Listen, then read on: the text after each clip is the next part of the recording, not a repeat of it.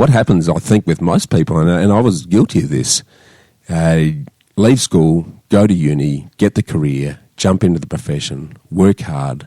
You accumulate all these things then. So we get married, we get the house, we got the cars. All of a sudden, it's gone from wanting to work to having to work to sustain the lifestyle inflation that you've put yourself in. And then you become like the rat on the treadmill. And you don't have time to take out and think, hold on, am I on the right path here? Is this really working for me? And all of a sudden, you're running harder and harder and faster to keep up and maintain what you're doing without any margin to actually reflect on that. Welcome to the Get Invested podcast, where we share great conversations with experts from all walks of life to uncover their secret know-how on where they invest their time, their skills and their money, and the benefits that this has created.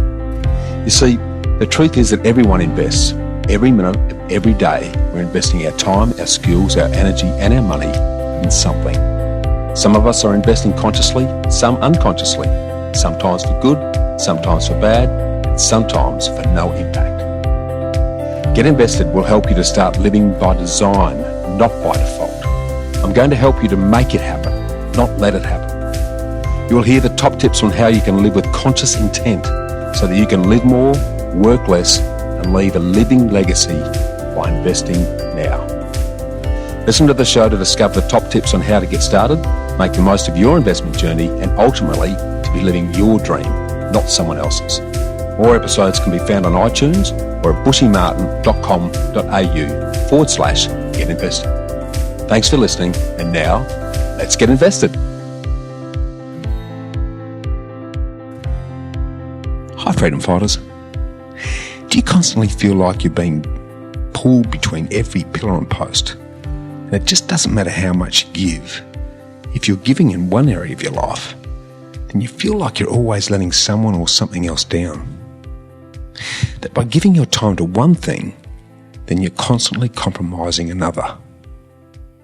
Does it often feel like your life is just a huge pendulum that's constantly swinging between the extremes? And you're actually the stressed and exhausted pendulum? Well, you'll be pleased to know that you're not alone. In fact, this continuous mental swinging between the extremes is actually normal. It's the age-old, eternal, internal struggle between the head and the heart, between external appearances versus internal feelings, the struggle between what you should do and what you want to do, between having it all now versus waiting for more later, that conflict between instant and delayed gratification, between work and life balance, if that's even a thing, the constant battle of doing what you have to do instead of what you want to do. But what can you do about it? How can you change or improve your life? Well, to explore this a bit further, today we're going to do something a bit different. You see, I recently had a great chat as a guest on Mike Reid's Dichotomy podcast that covered many of these subjects and many of the solutions to life challenges that have worked so well for my awesome wife, Sonya, and I. You see, Mike's a really good interviewer, and he really got me to open up on my failures, my feelings, reflections, insights and beliefs in a way that I haven't felt comfortable doing before. And in doing so, revealing some vulnerable things that I normally wouldn't do in a public forum. So power to you, Mike Reid, you're a legend. You see, Mike interviews leaders, entrepreneurs and ambitious people on the dichotomies they face in their business and their life and how to resolve them. Mike's definition of a dichotomy is a division or a contrast between two things that feel opposed. Mike's seeking to bring awareness to the two sides of our personality, our work and our lives. Perhaps it's our desire for building a high-performance, high-octane career, contrasted against our desire for the freedom and lifestyle that comes with what we'd like to call the simple life. Or maybe it's feeling torn between our commitments to our family and our commitment to our career or business. His Dichotomy podcast explores how we can better master these dichotomies so we can lead a more extraordinary and contented life. Now, Mike's a director of Dent Global, and he's currently the driver of their Canadian expansion. Dan helps the founders of service businesses to stand out, scale up, and build businesses that make a positive impact in the world. I was lucky enough to first meet Mike a few years ago, and I was so impressed with his approach that we joined his Key Person of Influence, or KPI, Accelerator program, which has been absolutely life-changing. I'd strongly recommend anyone who wants to take their career or their business to the next level to get on board with the KPI program.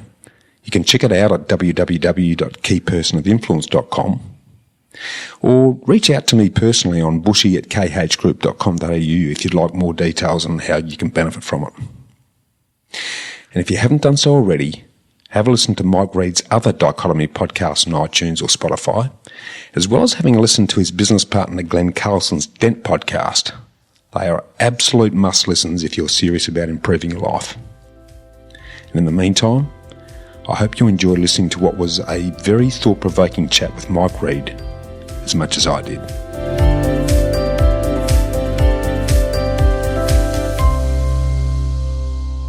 So, Bushy Martin, welcome to the show.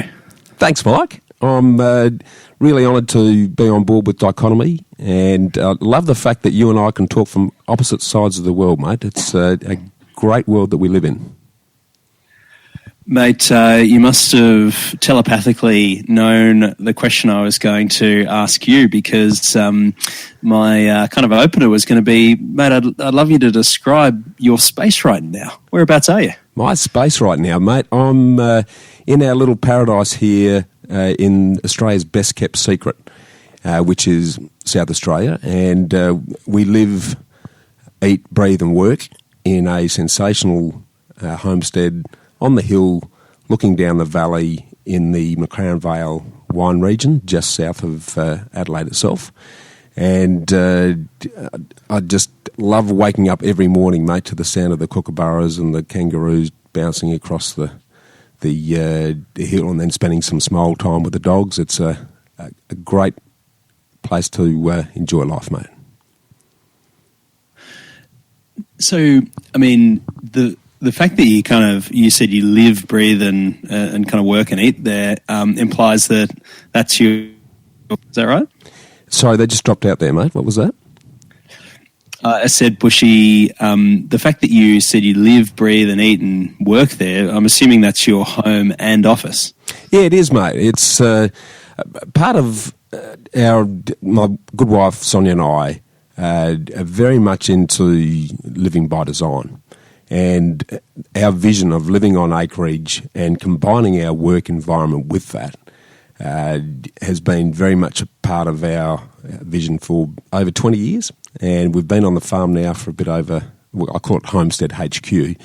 We've been on Homestead HQ now for about 3 years.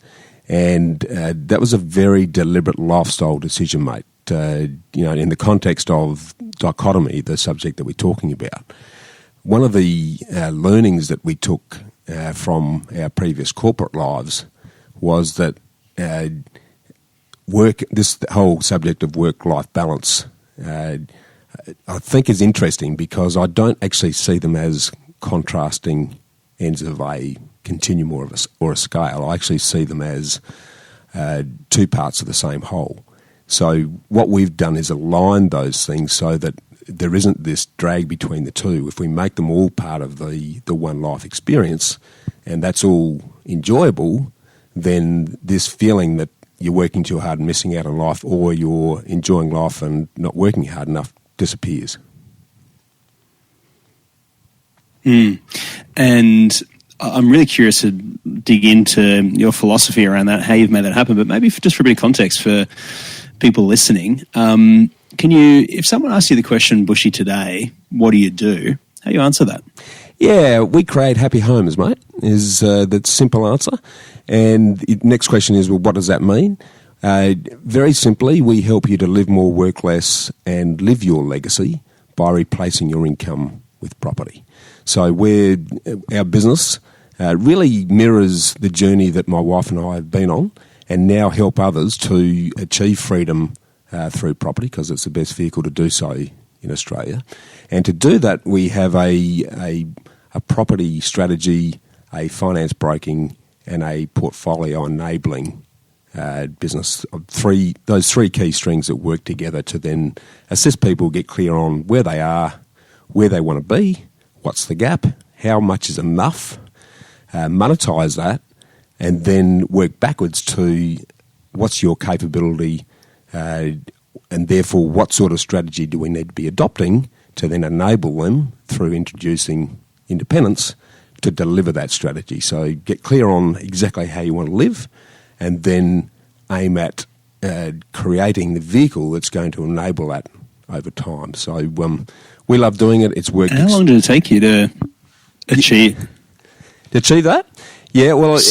Sorry, Bushy, we had a bit of interference there. I was just going to ask, in your own life, how long did it take you to kind of get to the point where you felt like you'd achieved that outcome? Yeah, that's a really good question, Mike. And I reckon I can divide my life into two very discrete halves to date. The first half, and this is going to be a bit of a long answer to your question, but the first half was the leg where I pretty much followed the standard Australian dream, and that is to get on the corporate ladder, run hard, earn an income. The plan was to stick money into super, pay off the home, and then tick off the bucket list when we stop work. Now, unfortunately, I burnt myself out on that journey. I lost my marriage, lost my health. In my mid-30s, I was ground zero, exhausted, quite depressed in actual fact, and disappointed in what I'd allowed to happen by just going so hard on chasing the career and the corporate ladder. And that led into stage 2 of my life. So when Sonya and I got together, we consciously decided that we needed to learn our lessons of the past.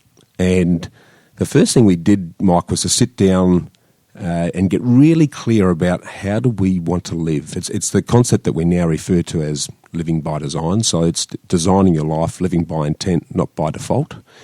And once we got clear on exactly how we wanted to live, visualise that really clearly. And so I'm one of these guys that's got vision boards and whatnot, so because I'm a very visual person, so a picture speaks 1,000 words to me.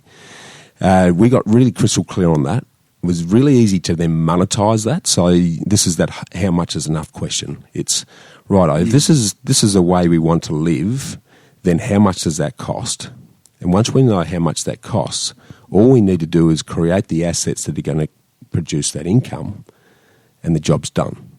And the real benefit of that, Mike, is that it's given us a really strong compass to make decisions day to day. So, every decision that comes my way, is this taking me closer to or further away from exactly how we want to live?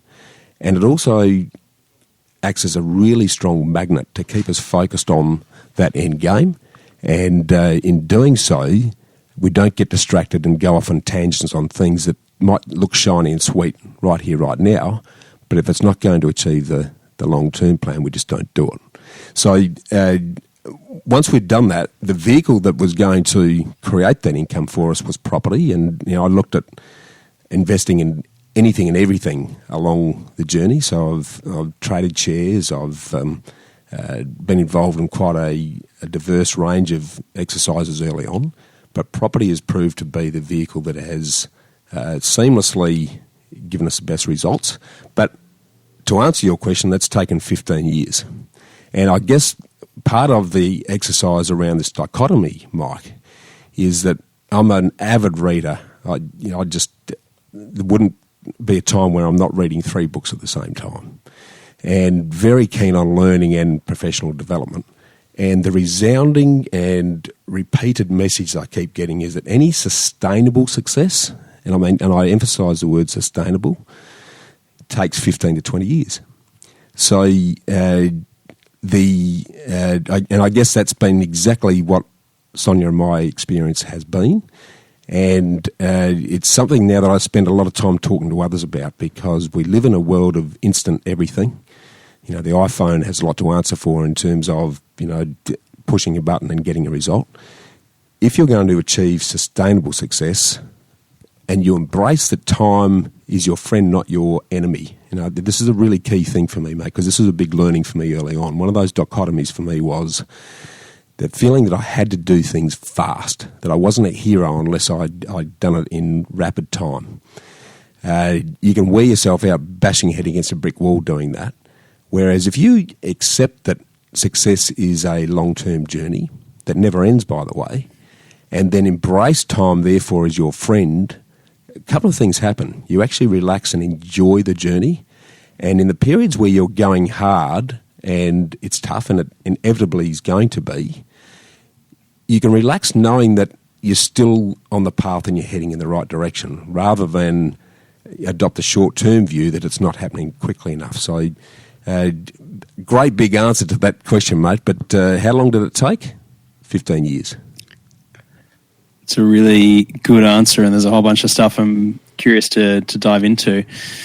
And so, you know, Bushy, I suppose one of the things, you know, this whole podcast is about really exploring the times in our lives where we felt pulled and torn, kind of based on, you know, kind of perhaps our dreams and aspirations, desires were kind of leading us in one direction, but, you know, kind of what we wanted to enjoy in the present moment was leading down the other. And if you cast your mind back to when you were in that time in your 30s and you said you were kind of frankly a little bit depressed, what was the source of that depression for you? Was what you're saying around this kind of being in a hurry for success and not recognizing that you know, time was actually your friend, and that, you know, all of this stuff took time? Was that the kind of the source of the affliction, or can you remember, you know, at that point in time, what made you feel kind of burnt out and a little bit depressed?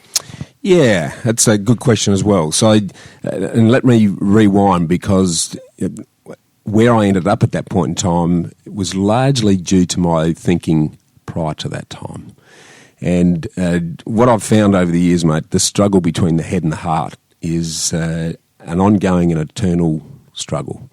And the issue for me was that my expectations were wrong. And this is a thing that I think a lot of us now suffer from, Mike, is that we have, I think, unrealistic expectations of what we can achieve in a space of time. And when you go down life with that thinking, and also think that success is a destination rather than a journey, you're really setting yourself up for failure. And that was very much me. And why did I feel that way? If I actually drill it back far enough, Mike, I had very low self-esteem as a child. I grew up in a family where I had a very creative mother and a very work-focused father. And if we talk dichotomies, that was the first dichotomy that I really struggled with for a long time. Because on one hand, I was also a very sickly kid. I was born with a hair lip. I suffered really bad asthma as a child. And to throw a little bit extra in the mix, we moved around a lot. So every 2 years I was in a different place, trying to establish new relationships. But put all those things in the cake mix, and I was the runt. Everywhere I went, I was the runt. I was normally at least a foot or two shorter than everyone else. I had this constant battle between my creative urges, because I loved music, loved art, always had a pen in my hand. Because I was so sickly, and there was a period there when I lived in country Victoria where I would spend 3 out of 5 days in bed sick because I couldn't breathe. And what I did was I just had a pen in my hand, or pencils in my hand, or a paintbrush in my hand. I just loved to draw and create, and I just, I loved that zone. But my father, who was far more pragmatic, and he was a workaholic, no question about it. His view was, well, yeah, you're not going to do anything with that, son. That's all pretty nice, but you got to get a real job. So my way of tackling all of those things together was to work harder than anyone else, And it became because I had to initially, and that became my modus operandi. So my view on life at that time was you can do anything if you do the work. And there's a certain amount of that that's still there now, mate, because doing the work is important. But I went overboard. There's a sort of a perfectionism that came out of that whole environment meant that my way of achieving success was just to work harder than everyone else. And that can have its own benefits, but also its own destructive elements. And it meant that becoming an architect was my way of bridging this dichotomy so that I could say to Dad, well, I have got a real job, Dad, I'm an architect, but it also satisfied my creative juices because designing buildings, I love it and still do. Still love architecture in that context. I think it's an awesome creative art that creates environments and stimulates community. But because of my workaholic tendencies, and because architecture is all-consuming, there is no off switch. If you're designing a major building, and I'm not talking houses, but I'm talking major buildings, and I was fortunate enough to drive the design of Ayers Rock Resort, which is basically driving the design of a town and everything in it, then you don't tend to switch off ever. So I was working 7 days a week, 14 hours a day, and surprise, surprise, my relationship was the big cost of that. So I'm one of these guys, Mike, who marriage is forever.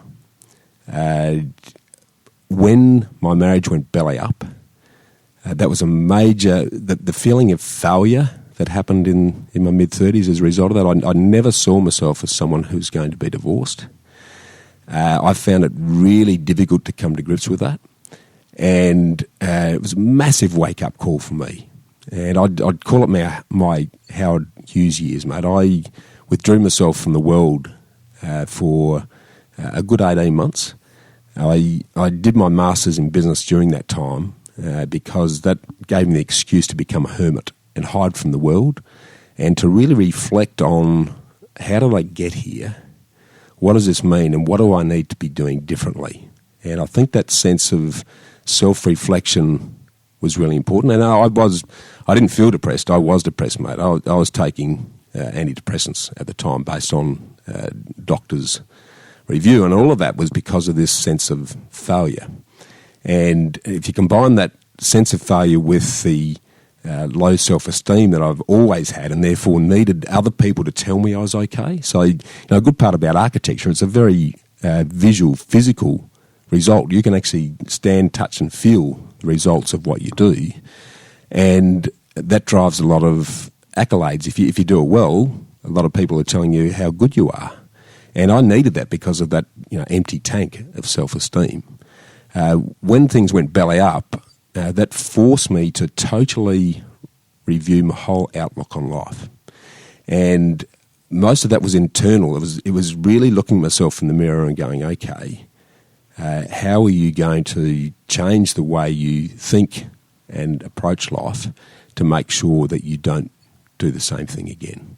So again, long answer to your question, but those feelings of failure that occurred at that time, as well as in conjunction with that, my father, who was always my role model, and he was a workaholic as well, at that exactly the same time as my marriage went belly up, he started experiencing some very serious health issues. So strokes, he had a whole series of quite debilitating maladies.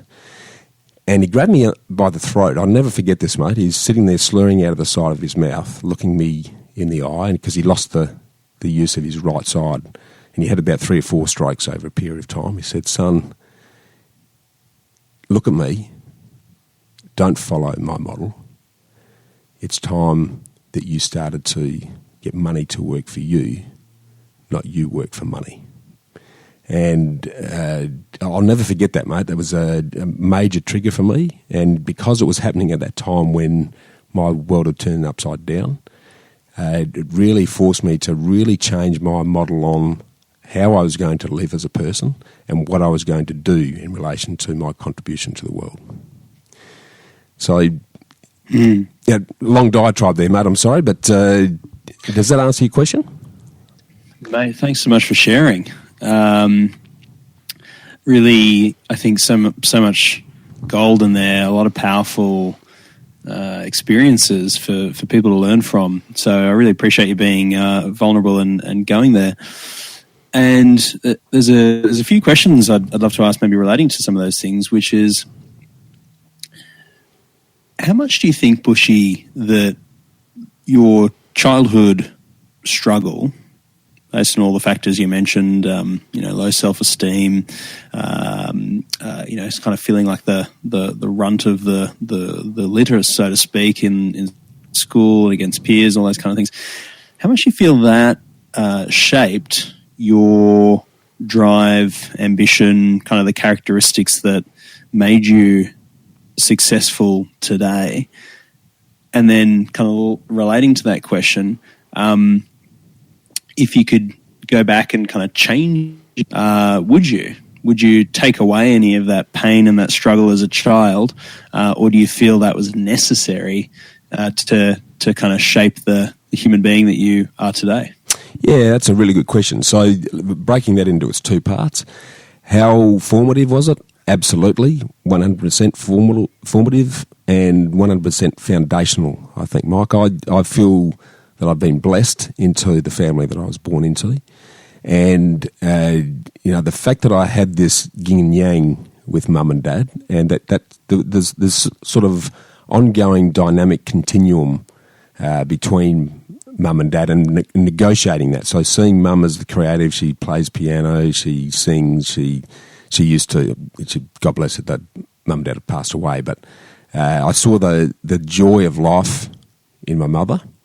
And my father, who was always had a smile on his face, lots of energy and loved people, but he was an absolute workaholic. There was always that tussle between the two, but the foundational thinking that assisted me with, I'd have to say it's absolutely contributed to where I am today. The issue for me was that because of the challenges I had in this work harder than everyone else ethic that I developed as a result of being physically smaller, and because of our moving around, I was generally 2 years younger than everyone else in the class. So I started school at 4. I was in uni at 15. I'd finished a 5-year architecture course at 21. I was always a lot younger, and I wanted to keep up with everyone else. So that caused this sort of workaholism and also the perfectionism that came out of that. And while I love architecture, I probably couldn't have picked a profession that was going to emphasise that perfectionism anymore. Because if you're designing something, Mike, and you've got a really clear vision of what something looks like, and then you're going to make it happen, then you try to achieve perfection in absolutely every element of that, so that when you finish the building, it's this shining example of the best of the best. So right down to the width of the mortar joints and the tiles, and where the cornice on the ceiling meets, the shape of the door handle, everything becomes controlled, and that tend to emphasise my perfectionism, workaholic tendencies. So it became a volume switch. And because there was no limits to that for me, or I chose not to put any limits on it, it became quite self-destructive eventually. And while I miss architecture, I don't miss the business of architecture, Mike, because it's fair to say I became a miserable bastard during that time, very, very critical of everything, because everything had to be perfect. And then it doesn't just stop at the building, it starts to translate into every aspect of your life.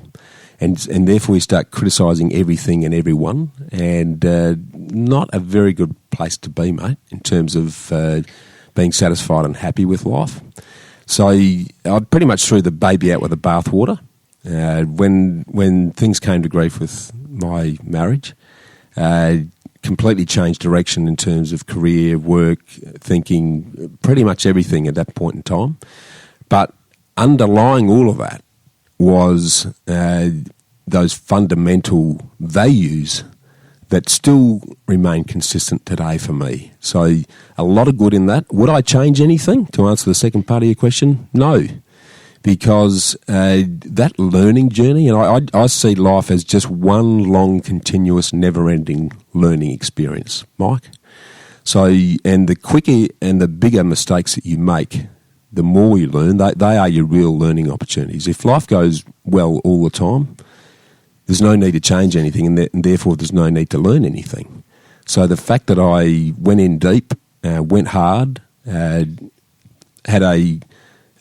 some great successes even at that, to the outside world at that point in time, I was Mr. Hero, mate. I was running an architectural practice. We were winning awards, had a great team. On the outside, it looked all shiny and new and fantastic. On the inside, I was killing myself, mate. I felt trapped in this thing that I could never get off. So would I change it? No, because it really did sharpen my focus on what needs to happen. And I feel lucky that it actually occurred in my mid-30s, mate, because most people don't come to that realisation until it's often too late. Mate, how much do you feel you needed to go through that struggle and kind of go through the point to breaking point, right, where you're sort of really up against the wall to achieve the success that you've got today? So, if you look at what you've got today, which is, for someone looking from the outside in on your life, Bushy, I mean, you're a human being, of course, like all humans. We've all got our challenges and struggles, but you've led a really interesting life. You're an architect. You're now a property investor. You've got the elusive financial freedom. You've got a beautiful and loving wife and business partner in Sonya, and so I'm curious, kind of in this context of the dichotomy of building the success that you've got, is, did you have to go through that to get to where you are today? Or is there do you think, an alternative path to take that could still see you have the same success you've got now without that real kind of up against it, hard work and struggle to get there? Yeah, good question. Again, I would say that in reality I needed to go through that, Mike. And because if I didn't go through that, very dramatic at the time. I thought the world was ending at that time, and as I say, I totally withdrew. I felt ashamed, actually, of myself. I felt a massive failure because I was running down this road that I thought was the right road. Work hard, pay off your home, put your money into super, retire comfortable, which is the model for a lot of people. If I hadn't have gone down that road and then hit the brick wall so hard, I wouldn't have then taken the time to really rethink what I was doing. And I don't think I would have been smart enough when I left school, Mike, to recognise that what I say now is that when I had my crisis, I became passive-aggressive. And what I mean by that is not passive-aggressive in the normal sense. I became passive-aggressive about focusing on creating passive income or creating assets that provided an income that didn't need me. So, that's rolled out in a whole series of different directions for us since that time, Mike. So, yes, Sonya and I built up a formidable property portfolio internationally, which gives us a passive income. We started a property management business, which we've since sold a couple of years ago. That again provided us with a very comfortable passive income because we're managing over 400 properties. It was giving us X dollars per week. So you get enough of those, then that's income coming in every week. We then bridged into the finance side of our business, and the finance side of the business in Australia works on the basis that when you do the work for the 40-odd banks that we deal with, they pay you an upfront fee for doing it, but also an ongoing trailing income. So there's another passive income stream. I think it's fair to say if I hadn't have hit the wall, I wouldn't. I just don't think I would have worked out early enough that building wealth and creating passive income is the way to go, because what happens, I think, with most people, and I was guilty of this, leave school, go to uni, get the career, jump into the profession, work hard. You accumulate all these things then. So we get married, we get the house, we got the cars. All of a sudden, it's gone from wanting to work to having to work to sustain the lifestyle inflation that you've put yourself in. And then you become like the rat on the treadmill, and you don't have time to take out and think, hold on, am I on the right path here? Is this really working for me? And all of a sudden you're running harder and harder and faster to keep up and maintain what you're doing without any margin to actually reflect on that.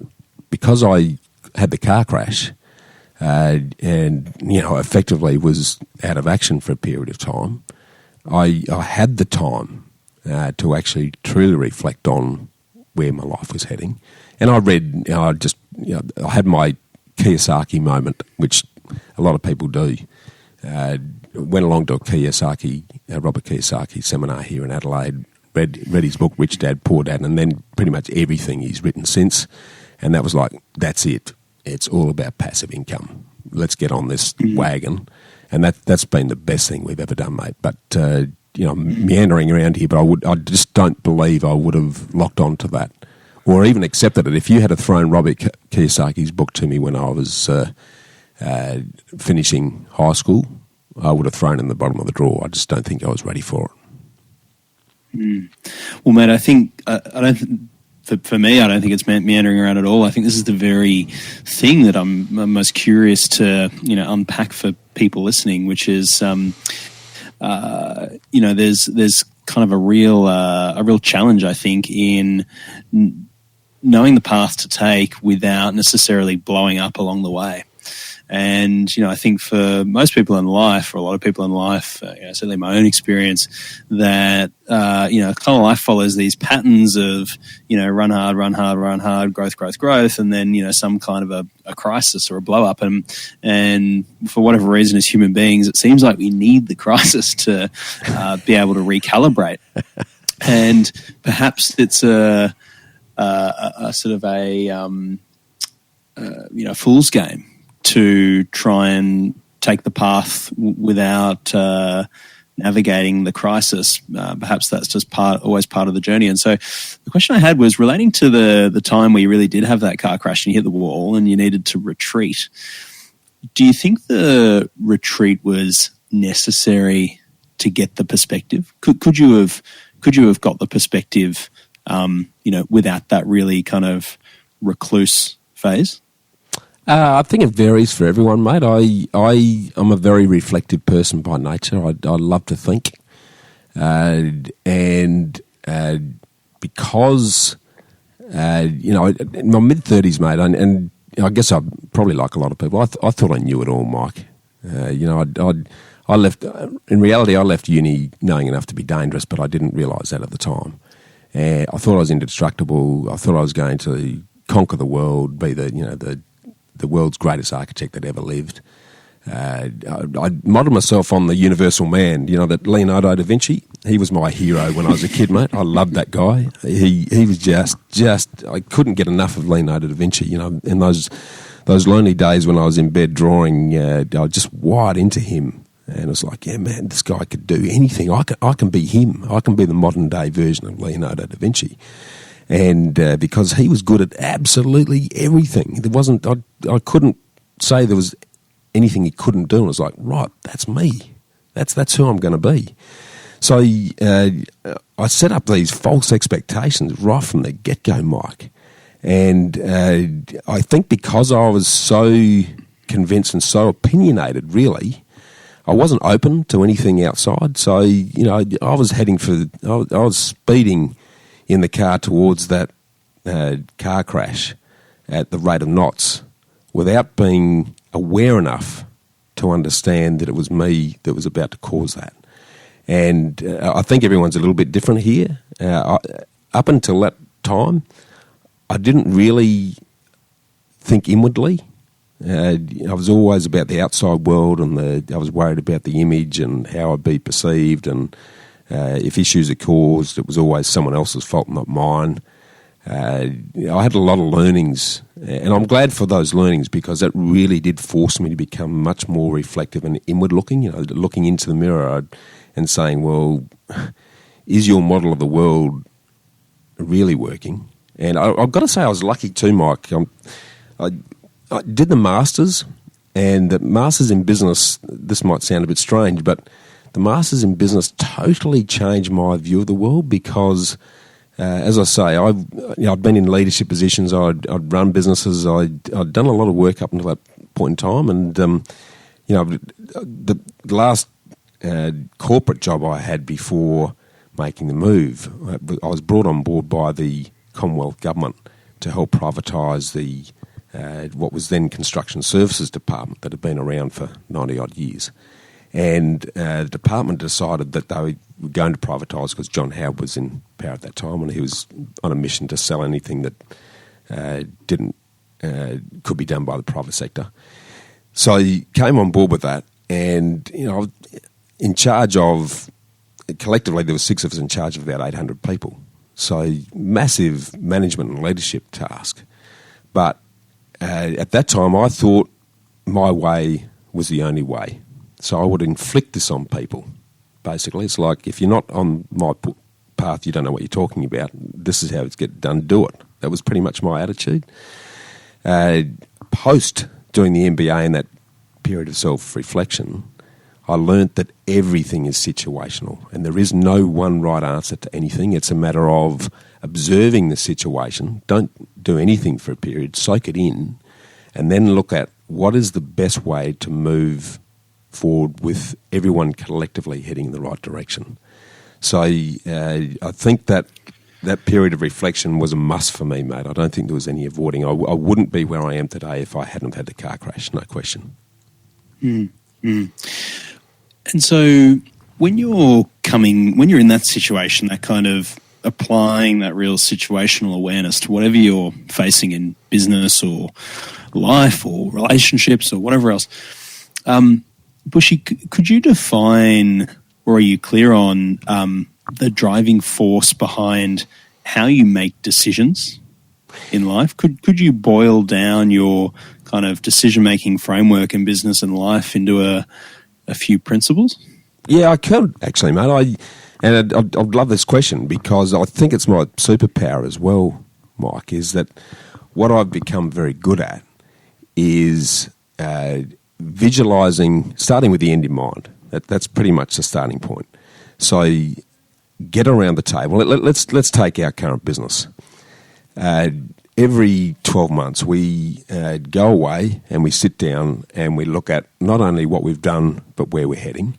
And we don't look just at business goals. We look at each individual's goals. So what's important to you? What are you trying to achieve in your life? And how can we make sure that what we're doing together is going to achieve that? And by achieving that, then the business will achieve its goals. So getting crystal clear on what the individual and group's visions are, and then communicating that in a way that's very easily discernible to the group and to people outside of the group, so people really understand internally and externally where you're heading and where you're going to get there is really fundamental. And then cascading that backwards to, righto, this is where we are today, this is where we're heading, what's the next step? And then what's the next step after that? And what's the next step after that? It's really getting, there's no rocket science in any of this, but I guess what I've come to realise, and this is fortuitous for me because I think what architecture has been really good for me is being able to very quickly visualise what the goals are in anything. You throw me into any situation, I can very quickly, collectively understand where everyone's own thoughts and visions are, and then align that with what the overall goals of the group are, and then really elaborate and enrich how powerful that particular vision is. And then because each individual then knows that by achieving the collective goals, they're also achieving their own goals, and then breaking it down to, what are we doing today that's taking us towards that? I think that's the fundamentals of it, mate. And I feel blessed that I am able to very quickly read the consensus and then both visualise and then communicate what that end position needs to be. Does that make sense? Yeah, absolutely. Mate, if I could kind of maybe ask a question that's related to that in some ways, but kind of particularly, this question's more oriented around business. Yep. Which is doing what you love, do you believe, more about being in flow and doing things that come easily or naturally? Or is it more about loving the pain and the struggle of execution? Yeah, I'll give you a couple of answers to that, I think. Let's start with the last one first, loving the pain of the execution. I think this, again, comes down to expectations, Mike. So if you accept, a big learning for me, the big switch that happened I'll keep calling it the car crash, but the big switch at that point in time for me was to accept that struggle is a part of life's journey. So rather than treat struggles as frustrating pain in the butt that shouldn't be happening, this is the difference between someone who gets sick and immediately the person who isn't going to cope with it thinks they've got a life-ending cancer and therefore resists the struggle and gets very down because the struggle's there. The other person just treats it as a flu and knows that it's going to go away, accepted that it's part of life and that's going to be part of the exercise. So you don't have the same negative feelings towards it. In fact, you embrace that as part of the journey, and the fact that the struggle is there to help you to learn what is the best way to get something done. So I think the expectations and therefore the acceptance are really key in that, and it's something that I didn't have before that I do have now. So that side of it's important. If we go to the flow, I think the flow only comes if what you're doing is in alignment and helping you to live in accordance with your values. And I just don't think enough of us are really clear on what our own values are, Mike. So, in my own instance, again, I've had plenty of time to reflect on this. I can sum up my really core values in the word humility. And I use the word humility because the people I admire most are the ones that exhibit humility. So they're unpretentious, they're respectful, they're unassuming, they're not seeking recognition. And if I give you examples of those people, it's the people that I've got a lot of time for, the Mandelas, the Gandhis, the Warren Buffetts, who are unaffected by their fame and fortune. But if I break humility down into the key aspects of that in terms of the value set for me, humility, the H is harmony. So one of my absolute core needs is calm, being peaceful, tranquility, serenity. I love solitude, the fun and freedom side. So that's really key. So that reflection now has become an important part of my life, and it's why we live on the farm. The Homestead HQ is just a perfect place for me because I've got plenty of reflection time. I'm living in an awesome environment. There's nothing more that puts me at peace than a long-term natural view. So that's really important to me. So this has become on my vision board 20 years ago, there was a photo of a farmhouse on a hill. Now, we're not in the same one that was in the photo, but 3 years ago, that became real for us. The second value is uniqueness. So I love to be original, creative, clever, being different, stylish. That's really key to me. The third one, being motivated and in the moment. So optimistic, passionate, fit and healthy. I focus on high performance because I love it. Next one's integrity. So, honesty, staying true to my values, having the courage to say no. And that one's a big one, mate, because in the first half of my life, I didn't. I was too busy trying to please everyone else. And once I'd got clear on what my values were, clear on where I wanted to end up and how we're going to get there, that's it's been a lot easier to say no than what it ever was, and that's probably because my that self-esteem, that empty bucket that was my lack of esteem in the early days, I'm much more comfortable with who I am now, mate, and I guess I'm fortunate in that, you know, my partner Sonya has helped me enormously to accept that I'm actually okay, and that I don't need everyone else to tell me I'm all right. I'm actually okay as it is. So that's been massive. Next one is loyalty. You know, I put a lot of faith in the value of loyalty to me, mate, because it gives certainty, dependability, trustworthiness, and what goes with that also is, again, this sense of patience and persistence and determination that underlies that, because you're going to go the distance. You're not a flash in the pan, one night stand, drive-by shooting. You're everything you treat as a marriage, mate. So you're very careful about who you align yourself with. But if those values are right, then they turn into blossoming long-term relationships, whether it be personal or business. Inspiration is also something very key to me, because I see life as just one continuous learning journey, mate. And you know, this comes back to those expectation things. I'm expecting there to be speed bumps and you know, the car breaks down along the journey, because that is part of the opportunity to learn. The next one in humility is the T for thoroughness. And, you know, I can't ignore the fact that being prepared, the attention to detail, it is part of who I am, and it has its pluses. It can have its limitations if it gets out of control, but it means that you're focused on doing the very best that you can.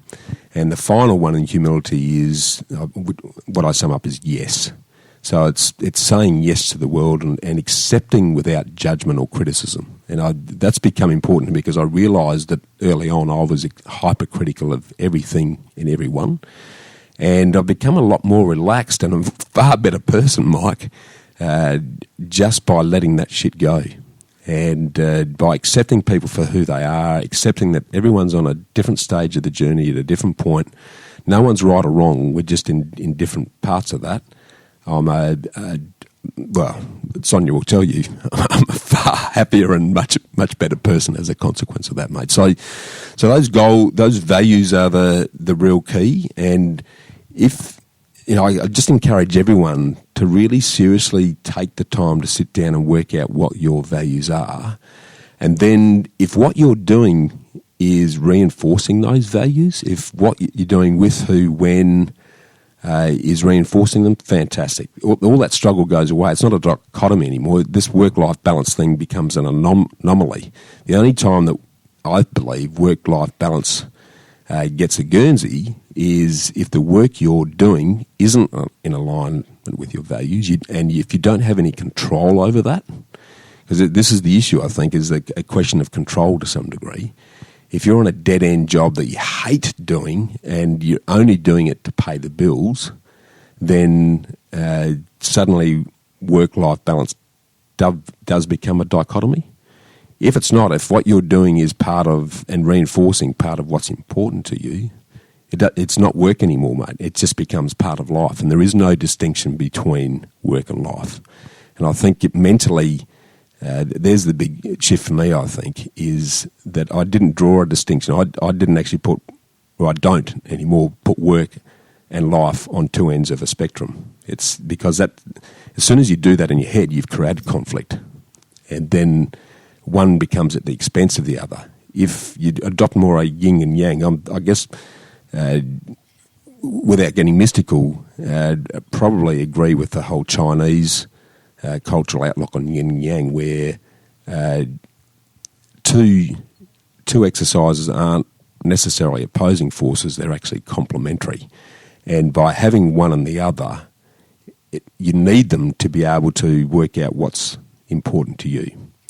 And I think that sort of complementary duality, so it becomes duality rather than dichotomy. There's a subtle but very big difference between those two. Once you're mentally accepting that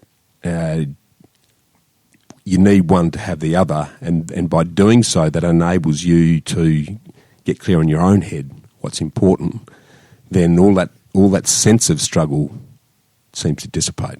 Have I answered your question, mate? I feel like I'm meandering a bit, but Bush, I wanted to give you space to be able to finish uninterrupted. But thank you. That was really incredible. I mean, I just want to acknowledge that I don't think many people in businesses, large businesses, have such a clear set of principles and values that they operate under, and yet as a human being, as an individual, you've got just such a clear set of values that you could really describe through that acronym, humility. And I love it. Humility for harmony, uniqueness, motivated, integrity, loyalty, inspiration, thoroughness, and yes. It's easy to remember, obviously, for you. Yeah. And because it's easy to remember, I'm sure that becomes a thing that you refer back to in your mind on a regular basis when you're making decisions, when you're evaluating, whether it be, entering a relationship in business or, just doing anything. It's like, do these fit within the humility framework? Spot on, thank mate. you. Spot on. Yeah, you nailed that. And the other thing I wanted to just paraphrase from what you said is, it seems to me like, kind of a big part of how you reconcile that dichotomy that we've talked about in terms of, loving the struggle versus being in flow is alignment with values. So, being clear as to what your value set is, getting into alignment with it in every area of life. And then in terms of, facing the struggle, it's really kind of coming back to that principle you've talked a bit about, which is altering expectations. So, accepting that the struggle will just be a part of the journey, and that's life. And I suppose, the question that I wanted to ask around that is, for some people out there, and I'm sure you've experienced this, and I know I have as well, which is when you're just feeling beat, when you're just like beat down by just setback after setback after setback, and it's just all you can see is struggle in your life. In those times, if you have experienced that, what have you found helped you to be able to get create the shift in perspective?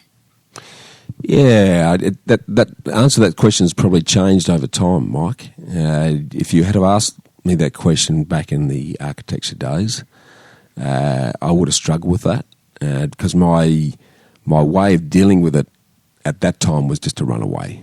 So I'd take time out, force myself, whether I could afford to or not, just take time out to get away from that exercise, because I saw that as I didn't see what's that great book by Halliday, The Obstacle is the Way. I wasn't thinking that way at the time. I am now. I accept it as part of the exercise, so I almost embrace when I'm feeling right up against it. I embrace it, but I've got to say, I have the pure blessing and benefit of a fantastic partner, and Sonya is my muse as well as my guide in that regard. So I've got someone that I can be totally who I am. I can share exactly how I'm feeling without fear of criticism or other.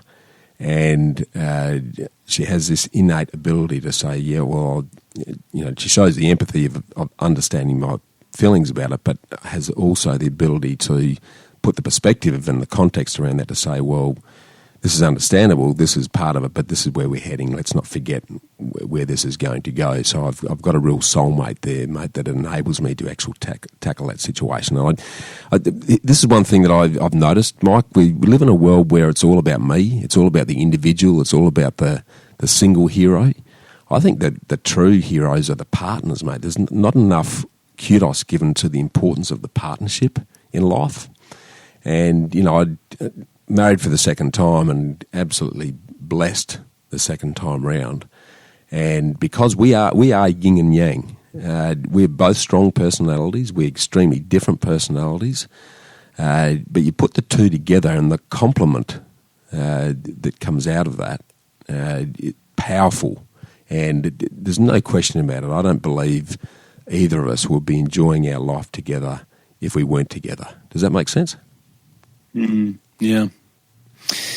Mate, I would imagine that if we brought together a dinner of your closest friends and relatives, if I asked them, what would you say are the positive traits about Bushy? I suspect the kind of things that would come out would be similar to your values framework. Lives in harmony, he's a unique guy, very motivated, acts within integrity, very loyal human being, all those kind of things. But if I was to ask that same group of people the question, what do you reckon are Bushy's blind spots? What do you think they might say? Yeah, that's a really good question. It's a really good question indeed. I think there's two blind spots for me, mate, that keep occurring. And it's interesting you say that because in our business, when we have our quarterly get-togethers, we have a process that we call keep, stop, start. And you've probably heard of this. We didn't invent it, but it's just embrace this because we have a non-negotiable in our business is brutal truth and brutal honesty. And to the point where I say to the guys, and the girls, if you're going home and you're talking to your partner about something at work, we've got an issue because the environment that we have is creating a circle of safety where failure is an expected part of growth, and it's okay to say anything so that we can have a robust discussion and then come out of that with an agreed plan of attack forward, even if we don't agree to disagree. So that keep, stop, start formula, which is, Mike, I want you to keep doing this. I want you to stop doing that. I want you to start doing this. On a 360-degree basis, so every one of us in the team goes around the table in front of the rest of the team and has that open discussion, and then we walk away from that with what's the one key thing that you need to be working on. And the constant thing with me, mate, is to let it go. Because this perfectionism, control freak thing keeps getting in the way, the issue for me is that I allow that, I get involved where I often don't need to get involved. And if I step back and allow people to grow themselves without feeling I need to guide and direct them, that's probably the biggest blind spot for me, mate, is that perfectionism getting in the way of allowing people to grow and make their own mistakes to accelerate their own learning. Does that make sense? Mm-hmm. Absolutely, mate. And thanks for sharing that. I mean, one of the things that I've found really interesting in my life in some of the personal development stuff I've done is being part of some business forums where, those people that you spend time with in a very kind of confidential environment and you get very close to and all that kind of thing, often they see the things that, in yourself you can't see, these blind spots. And having them pointed out over time has just been such a powerful shift in addressing, kind of some of the habits and the conditioning and the behaviours that, probably are the very things that have held me back, at different points in life. So, I always find that question a really interesting one. If I was to shift gears a little bit and ask you something kind of related to finance and money, which is, mate, if you lost everything tomorrow, kind of giving a bit of guidance and advice to people listening based on all your experience in what you do. If you lost everything tomorrow and you had to start over, what would you set in motion to quickly regain the financial independence you've got today? And the second question is, what sacrifices wouldn't you make this time around? That second part of the question is a good one, and I'll get you to remind me of that in a minute. But and a great question, by the way. And what you've described there is exactly where I was at when I lost my marriage and I gave up architecture and launched into what we're doing. And my frustration, my fear for a lot of Australians in particular, given I live in Australia, is that they are not really adopting and investing in things that are going to build their wealth and replace their income over time. So I mentioned that passive-aggressive exercise I mentioned before. I would just do what I've already done. I've learnt those lessons. I've seen how impactful they can be by investing your time, your energy, and your money with intent in things that are going to create growing assets that will give you an income that doesn't rely on you to do them. So let's go through the journey that I went through, mate, because what you've just described was exactly where I was at when I was 33. So I was divorced, pretty much destitute, depressed. I came away from the marriage with my old beat-up Toyota Supra. So my car and my cassettes is the joke I often talk about. That's what I walked away with. So I was at ground zero at that point in time. I didn't have 2 cents to rub together, Mike, and which forced me to think about how are we going to do this differently. And when Sonya and I met, we actually sat down at a restaurant on a Sunday afternoon and penciled out, this is what we want our ideal life to look like. This is how much that lifestyle costs, because this isn't very hard to do, but I just don't see anyone doing it. And a big part of what we do in our business is to take people on this journey, because if we start to live by design and are very clear on where we're heading, then working for the sake of money doesn't mean anything anymore. If you're just working for the sake of earning more and more and more and having more and more, then there's no end to that addiction. But if you're crystal clear on this is how I want to live, so I want to live on a house on the farm, I want to travel at minimum of 3 months the year and see some interesting parts of the world and engage with great cultures, great people, and enjoy great architecture. If I want to be able to play piano and perform in front of people and sing and also stay fit and healthy and keep playing in hockey until they tell me not to, which is I've just described. Our ideal lifestyle as it is today, monetize that, work out. So it's what I call the freedom numbers. I'd adopt the freedom number process that I've written in my book, The Freedom Formula, Mike, which I've written that book really, I wrote that for my son because he's not ready for it yet, but he will be at some point in time. And it gives you the step-by-step process that's going to take you from where you are to where you want to be, and what to invest in at what stage to achieve that. So if you get clear on that first, you work that out, and let's say that $100,000 was enough to sustain the lifestyle that you love, then that translates into the nest egg number. So the lifestyle income is $100,000. Your nest egg number at 5% return, and that's an average return on anything. So you times 100,000 by 20. Which is your 5%, that means that I've got to accumulate $2 million worth of income-producing assets. Let's say that the timeline is 20 years, then my freedom number is about today, so the amount of assets that I need to invest in that are producing income today is about 650 odd grand, which in property terms is one, maybe two properties. So, and I use that as example because we need to, most Australians need to get it through their head that if they don't start investing in passive income assets, and I use that word pretty loosely because there's still going to be work involved in managing the process, but it's not to the degree that it's a second job. But if you're investing in assets that are growing in value and producing an income that creates a nest egg that you can then convert into an ongoing income stream that doesn't require you to do it, then that's what you need to do. Now, you can do that in a couple of ways. Property is one vehicle. Your own business is another vehicle.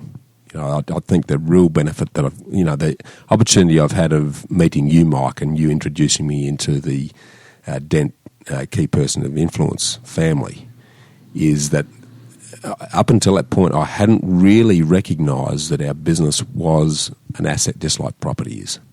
So we've fundamentally changed our approach to business since having enjoyed the ongoing journey with Dent, in that our business is now an asset that gives us a passive income stream and will be a saleable asset at some point in time. We can sell that either to the team that we've got, or to sell it to others if we want to. Shares and equities is another vehicle. There's a number of vehicles that you can start to look at, but if in your head it's everything I do must have the potential for passive income and eventually be a saleable asset, and you don't get yourself involved in anything that's not going to lead you in that direction, that will be the fundamental. So let's take my own example, mate. I was at ground zero. I had absolutely nothing when Sonya and I got together, and so did Sonya. Our first thing was to try and get a deposit for a property. I'd done a lot of research around the various asset classes, and because of the leverage value of property, I could tell that was going to be the asset that was going to give us much higher growth than shares. But I invested in shares initially to grow the deposit. So I actually day traded for that period while I was doing the MBA to get myself in a position where we had our deposit in our first property. And then we leveraged into property because the banks are going to let us borrow 90 to 95% of the value of the property versus 40 to 50% on shares. So immediately, even at the same growth rate, you've doubled the impact that you're having on the property run. Then we leveraged heavily into shares, but we needed an income to support the property growth, and hence the business that we now do in helping others to do what we've done gives us that income stream as well, mate. So I think I've answered your question there. I would do exactly what we've already done. That's an amazing answer to the first part. And just quickly, on the second part, what wouldn't you sacrifice along the way? What wouldn't I sacrifice now? It's time with family, mate. Compared to what wouldn't you sacrifice this time around if you kind of went on that when you went on that journey compared to the kind of prior to blowing up? What were the things that you were just like hard and fast around not sacrificing this time? Yeah, time with family, Mike. So that fundamental relationship with Sonya and my son Adrian in particular, and spending time with my immediate family and friends, they are the big rocks. The sand fills the holes around those big rocks, has done ever since. And just to shed some light on that, I mentioned before that my good father, when he had his one of his major strokes, said, son, start to get money to work for you, not you work for money. Those words are very prophetic to me, because what it's really about for me, Mike, is time. Because everyone talks about happiness and all of these, what I would consider to be fleeting feelings, to be honest. And you're only happy if you can only experience real joy and happiness if you experience other emotions at the same time. So I don't believe we can be happy all the time. We can choose to be happy, though, because it's not a circumstance or a situation. But fulfillment for Sonya and I comes from giving freely to others without ever expecting anything in return, and doing it in such a way that people don't even know we're doing it. But you can only do that if you've got freedom on your hands. And you can only do that if you've got time on your hands. You can only get time on your hands if your income needs in the Western world are being generated without relying on you to do it. So that simple pathway in our own head has been all about regaining our time. And, I've been really lucky, mate. 3 or 4 years ago, when my good mother was diagnosed with terminal cancer and was told she had 12 months to live, because I'd taken Dad's advice and invested very heavily in passive income streams through property and everything else we were doing, I had the privilege of taking the time and spending really good quality time in Mum's last days to have all the conversations that you never normally get, to say everything that needed to be said, and to allow Mum to die with dignity at home in her own bed with myself and our immediate family around us. I would never have been able to enjoy that privilege if I had to still been on the corporate ladder working 60, 70 hours a week without time to scratch myself. So family is the big rock, mate. That's the thing that I wouldn't allow anything to sacrifice moving forward. Mm-hmm. And Bushy, if I can ask one final question before we wrap up, because obviously I'm cognizant of your time. Really appreciate you taking the time to share so openly and generously in this interview. It's been an absolute pleasure. And mate, the final question I've got is, I want you to imagine it's the end of your life, and you've lived a really good and a really full life, but as they do, they come to an end, and your relatives and friends are there reading your eulogy at your funeral, and in the closing remarks, they say, "In the words of Bushy Martin," blank space. Yeah. What will follow? Yeah, it would, in the words of Bushy Martin, it would be, dream like you're going to live forever and live like you're going to die tomorrow. It's not original. It's just one of those quotes that I absolutely love, mate.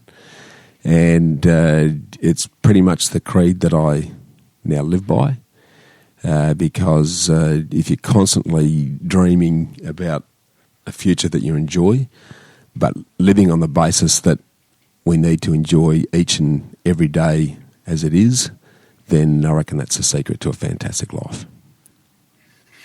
Bushy Martin, incredible, mate. Thank you so much for jumping on and kind of exploring this concept and topic of life and businesses dichotomies. And, mate, it's been an absolute pleasure. Really Likewise, appreciate it. mate. Yeah, I really appreciate the opportunity and humbled to come on board and share the chat, mate. Love what you're doing and keep on doing it. All right, mate. Good stuff. Thanks, mate. Well, freedom fighters, how good was that?